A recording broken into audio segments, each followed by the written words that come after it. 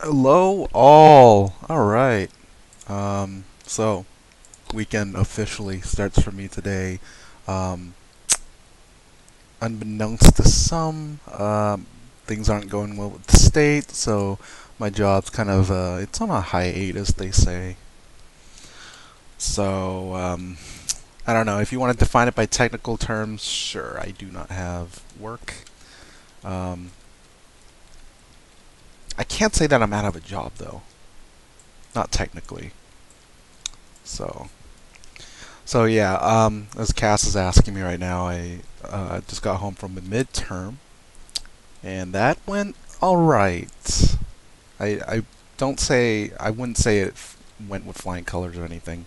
I mean, a lot of the stuff asked about the Renaissance, and though I like art to some degree, I don't like memorizing facts about it and dates especially. So that portion of the test, multiple choice, was I mean, I had to use a lot of process elimination. Not a lot of things just, not a lot of it popped out, you know, and said, hey, this is the right answer. So a lot of it I had to think about. But when it came to the essay portion, that I think I probably made the teacher laugh at some point when he gets to reading it. So I think I did pretty darn well. So I'm just gonna write a so-so, and Cass can find out later through this vlog. Um, but yeah, can't say that I did really well, and can't say that I failed or anything. So B minus maybe. We'll see. So so yeah, lately there past 2 days I've been working on. I'm in the hatchery right now, working on trying to get the one of the new hybrid pets. I know I said to, I think Missy, Ulrich, and Sorceress Miklai that with all the rage about all these pets that are, with the egg pet and the nightmare, that this is gonna all blow over in a few months. Like I won't even care about it. Um, But that's just based on my experience with the Ice Hound. Like it was the one pet that I wanted so much, and I felt felt kind of bummed. Actually, not kind of, really bummed when they announced that hey, this Ice Hound won't be available anymore. Um, and then I just started seeing the hounds everywhere, and quite funnily, I didn't care for it that much anymore. It was just oh well, it does a bunch, it does quite some decent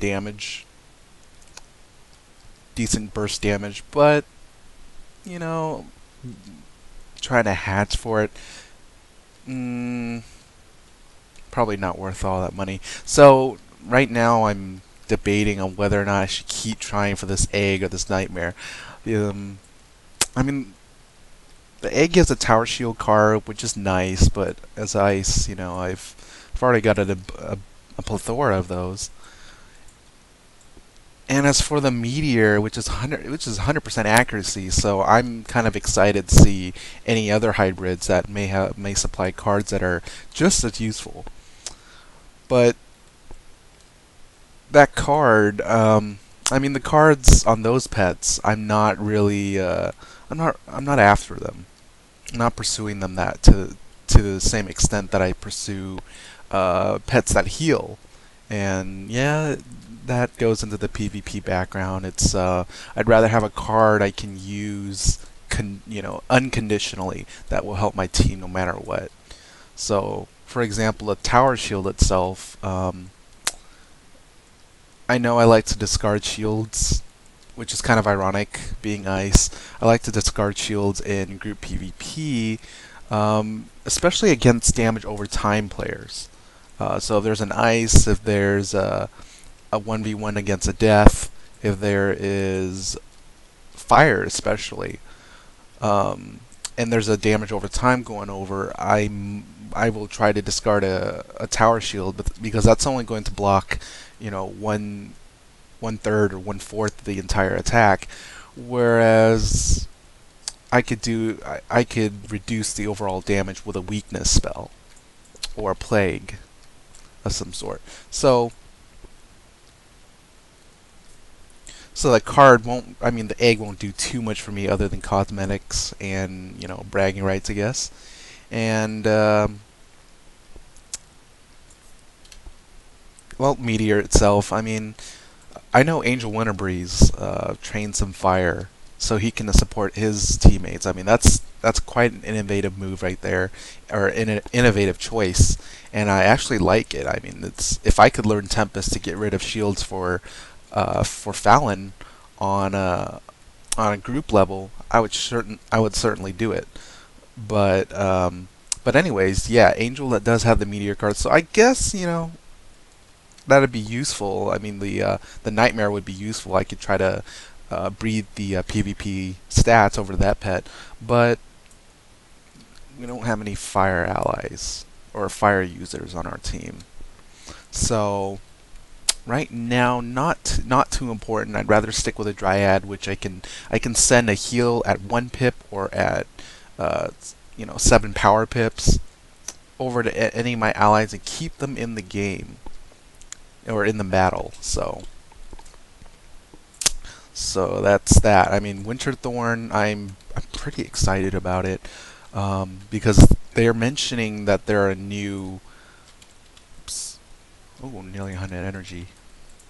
Cool. They mentioned that there are new spells. So I'm thinking, are these additions to our own school spells? But then again, our level cap's not being increased, so are these maybe utility cards at level 50 or for legendary players? You know, that'd be kind of neat to see. So, um, okay, well, looks like none of my plants have any needs other than that pest over there, but I can get rid of it. Um, let's go get rid of that thing. So yeah, this is the garden. There will be a video being released of its progress and basically how this size works. And as you can see, all the floats are all the liked items are floating. And yes, inside the pots there are some plant. Wow, there's a plant right there that's ready to be harvested, I think. That's weird. Well, the reason I'm planting it over is because these plants, like the honeysuckle itself, I'm not going to care too much about. That's a lot of likes. 5.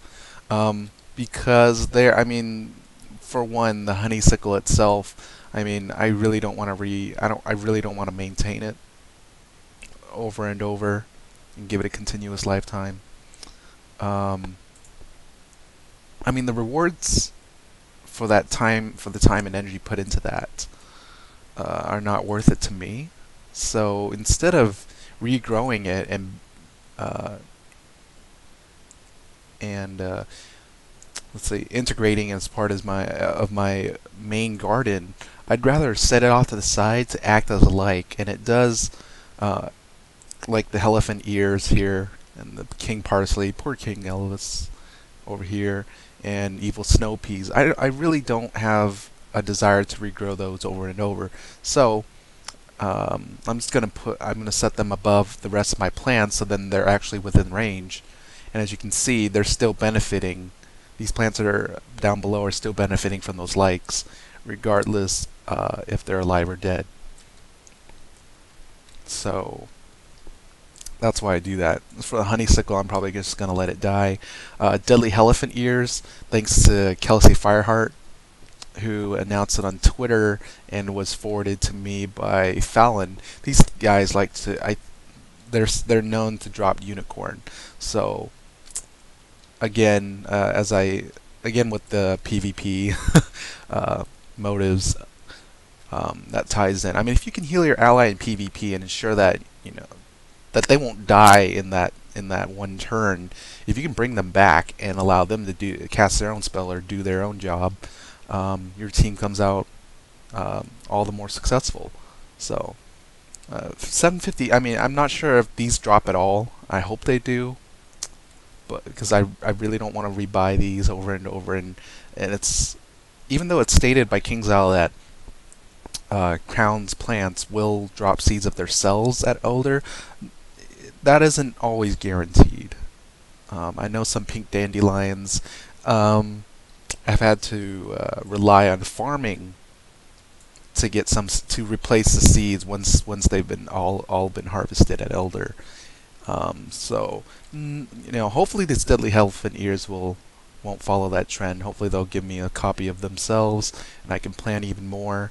Um, so yeah, all of these are pretty much PvP treasure suppliers in a way. We have Silver Trumpet Vines over here who give Earthquake to remove. I mean, that's one way to counter those classes that have high health. Yeah, ice students that like to stack their blades. So if you can quickly build up 6 pips, which I like to do, I like to use Empower to make sure I can get myself up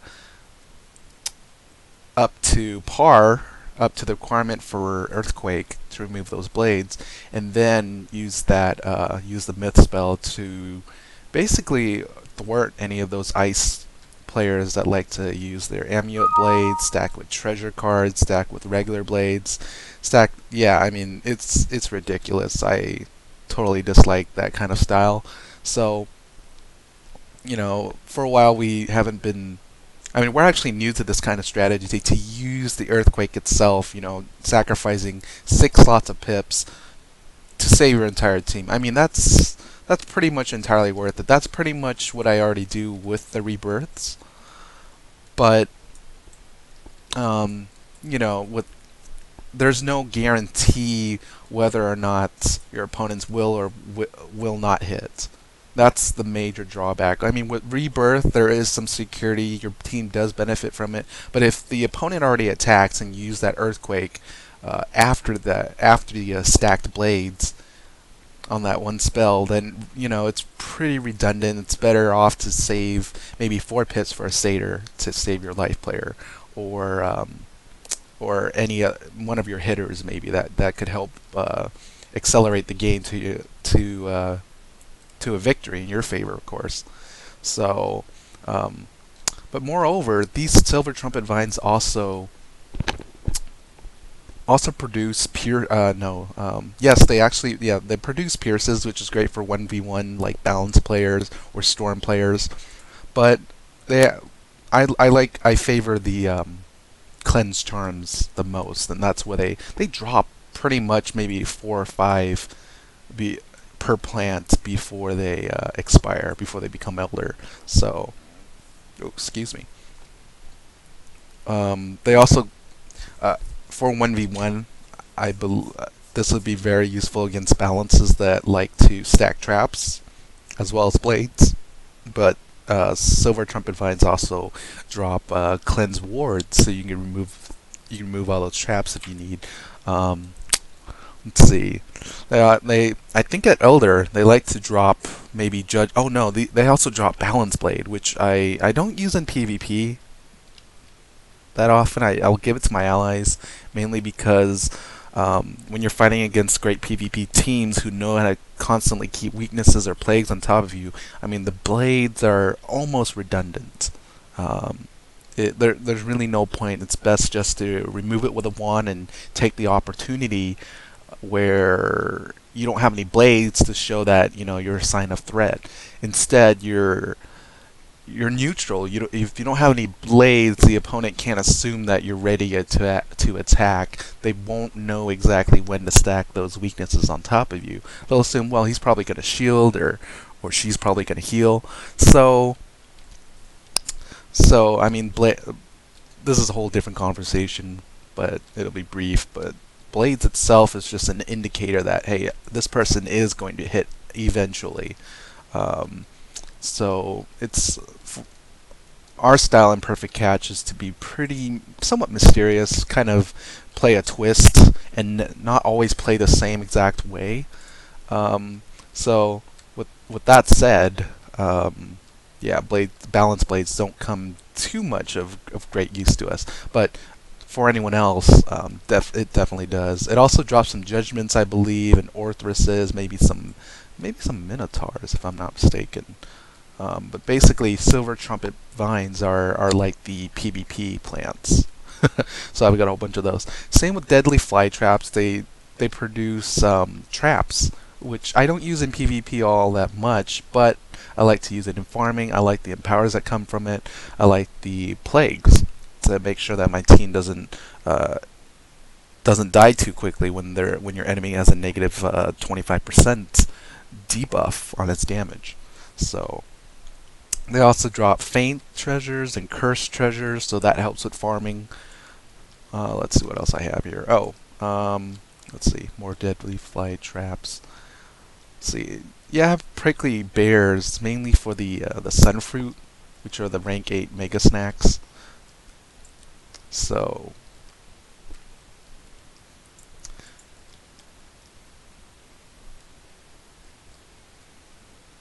yeah, pretty much just I sometimes tired of just farming bosses for the snacks, so go ahead and just plant some and gather up all those. They're pretty good, great money makers too. I mean, they give great gold, I believe, and if not, you can sell snacks.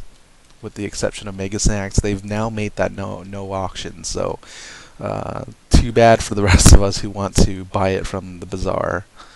We won't be able to do that anymore. So yeah, Winterthorn, new pet hybrids, but to be honest, I'm more interested in the first generation pets. Um, Gonna go ahead and switch characters and find out if any of my death's plants are ready. Um, just totally interested in first generation pets because the pet nodes are consistent. Their talents aren't mixed around, and there's a chance of discovering new talents through that way. So, hoping when they say new pets, they're not referring just to the oops, didn't equip. I hope they're not that King's Isle is not referring to just the hybrids. I hope there are actually new first generation pets out there with Winterthorn. Maybe we'll see some Grendel pets, as some people have suggested. Maybe some more wild claws. Maybe some wolves. You know those android wolf? No, not android, but because andro means man, so man wolves or whatever. So canandroids or something. So yeah, I'm hoping to see like in Grizzleheim, there are some wolves who carry staves or spears. I think that's kind of neat to have a pet walking around and to dance. They do a limbo to their own weapon. I don't know. So, anyways, grandmother Raven. Hmm. She looks a little bit intimidating. Not necessarily in an evil way, as someone during Ravenwood Radio last night suggested, but that she has some kind of uh, experience under her belt, definitely. Like the tattoo on her beak. I kind of like that. That if you look at her eyes, she's got the state of worry or the state of caution in a way. Not in the sense where she's fearful, but let's see. I mean, Grandmother Raven, it looks like she's got a story. You know, she's got stories. She's got this burden on her shoulders, and she really needs some help. You know, from the wizarding world, from anyone who cares to uplift the problem. Maybe the problem's still underlying, or hit. Maybe there's some kind of secret that she has. So, looking forward to her storyline. I honestly didn't follow the Grizzleheim stories too well. I've only picked up on it from what my friends have learned and have told me in terms of the folk tales, but other than that, honestly, nothing. So, shame on me, I guess. Maybe I'll go through it with my storm and pay attention. But overall, hopefully the game style will be just as exciting, especially when we're getting the new. Yeah, actually, we're getting new. I don't know. I had to question it. Oh, hi, Diana. But the new level 58 pets. Looking forward to that. Wondering what kind of talents they'll bring. Maybe they'll have those critical and those block talents. That'll be really exciting to find. I would definitely stack a lot of block in my pets because uh, I really hate criticals. Unless they're heals, unless they've sparked during a farm run. I mean, you have to love those. But to die to a critical, it doesn't necessarily mean you've come unprepared. Because I've had conviction on before, and even with my 60 whatever block, actually it was 30 before the life force sword. Um, I've died even with conviction on. Just because this one person had their vengeance bubble, maybe a treasure it was, and their critical gear, that they still broke through it. So even if I was prepared, even though I was doing the exact right thing, I still ended up, you know, around 100 health, 100, around 50 health or so. So that's always a disappointment.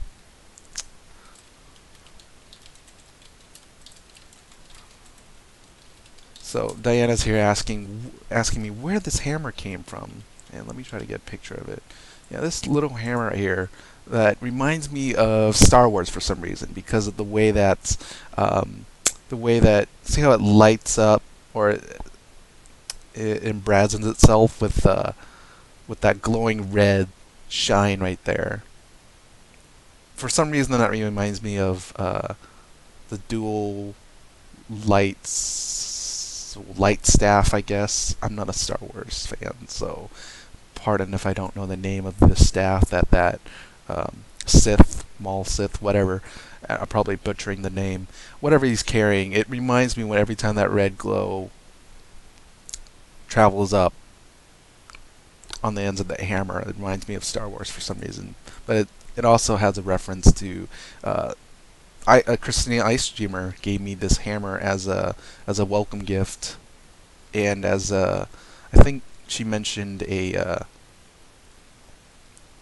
like a thank you for attending her with her or attending the Ravenwood Radio Ball, I believe, or the Ravenwood Ball as her date.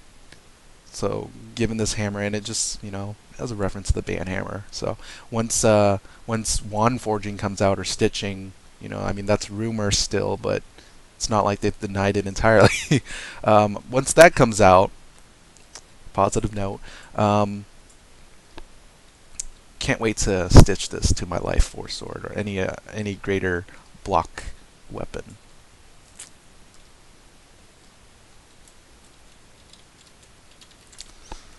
So yeah, so my weekend's begun now. I'm gonna look forward to a lot of PvP this weekend and parties. I know there are some events coming up. There's Ulrich's 20th birthday. I've got to check more into that. Excuse me. And Diana Wildheart's and Kelsey Fireheart's first was anniversaries. I think it's around the same date, if not the same. I mean, it's around the same time, if not the same date. So, gotta check into that. But I think there might be some PvP partying going on. As for now, because Ronan's got a better schedule, sort of, there's some news that came up today. And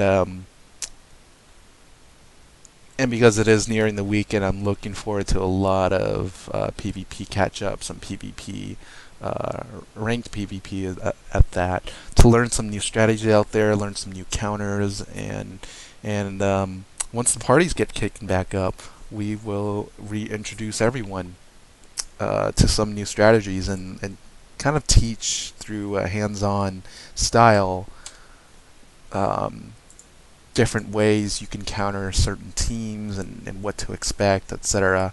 So yeah, we're thinking of workshop thing going on instead of just randomly running in. So that would be kind of neat for those who are just starting out with their own PvP teams or who want to polish up what they've got.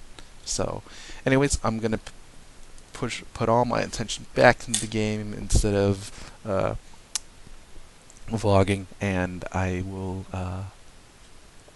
yeah, hopefully there will be some great things to bring out. Maybe I'll put up a video if I ever get a pet, one of those new hybrids. But yeah, we're gonna test out some things this weekend. It's gonna be pretty cool, and I definitely will have some transcriptions coming out for Ravenwood Radio. There's one. Let's see. The one. Let's see. There's one from last night that's yet to be worked on. I only work on them when the actual episode comes out on iTunes. So there's the episode before that, and currently I'm working on the episode before that. So basically 2 shows before tonight, before last night. So that's going to be coming out pretty soon. I've managed to flush out about 17 pages last night because you know, I kept thinking about Diana Wellhart and Kelsey and Natalie, and was like, man, they have to wait for so long. They're not getting all the news in its pure, in its, they have to get it through a tertiary source where they have to hear from a friend who may paraphrase it. So instead, I'm just try to give them the full story as much as possible, and that's always going to be an exciting thing for them. So gonna be working really hard on those to make up for lost time and lost shows. So yeah, they've been missing out on Ravenwood Radio transcripts for about a month, but I'll get that all done through the weekend. So anyways, thanks for checking out the vlog again, and I will see you guys later. Thanks.